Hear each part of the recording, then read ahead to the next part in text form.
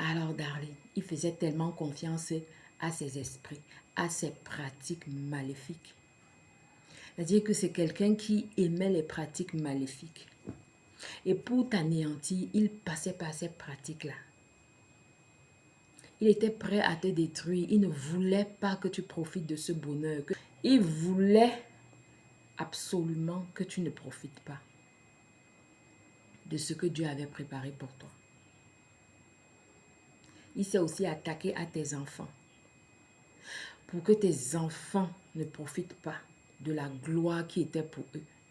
Et qu'il était sûr que tout ce qu'il a fait là, tout ce qu'il a engagé, ça allait marcher. Il avait oublié que Dieu est le maître de la spiritualité. Il avait oublié que dans la spiritualité, il y a des règles. Il y a des règles dans la spiritualité.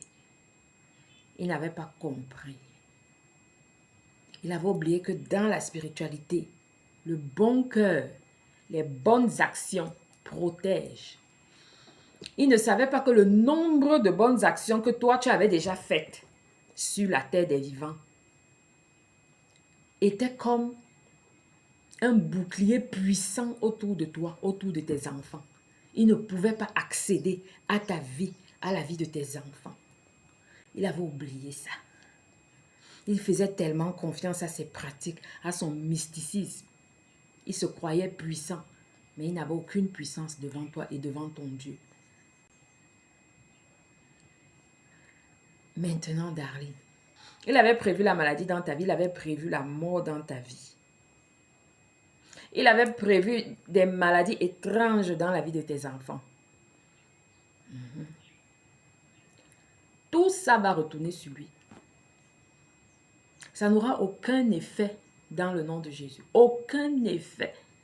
Donc, comme il voulait te voir souffrir, c'est lui qui va souffrir.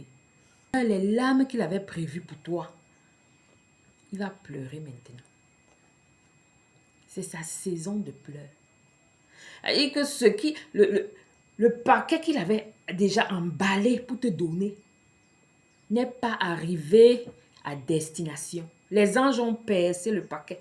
Le paquet qui était rempli de maladies, de souffrances, de pleurs. Les anges ont percé ça. Ça va retourner sur lui.